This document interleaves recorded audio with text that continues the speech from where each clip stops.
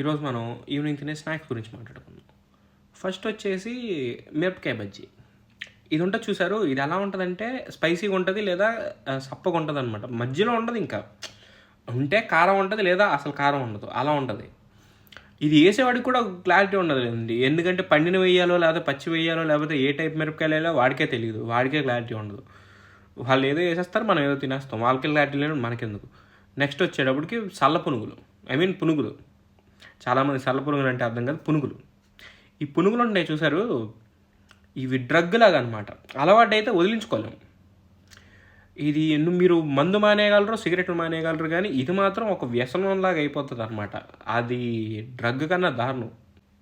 Maggi.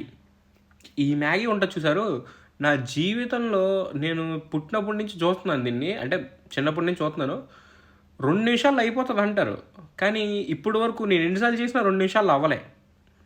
దీంట్లో ఇంకా కొత్త వేరియంట్స్ వచ్చినాయి. అంటే కొంతమంది చీజ్ వేసుకుంటారు, బటర్ వేసుకుంటారు, ఎగ్ వేసుకుంటారు, అక్కడ వరకు బాగానే ఉంది.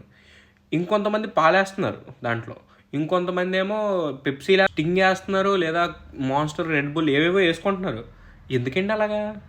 ఎందుకు మ్యాగీని పాడు చేస్తారు ఎందుకు? సరే, అక్కడితో వదిలేద్దాం. ఆ తర్వాత వచ్చేటప్పటికి ఆనియన్ పకోడీ. అసలు దీని గురించి చెప్పడానికి ఏమి ఉండదండి, ఎందుకంటే ఇది ఆస్వాదించాలి.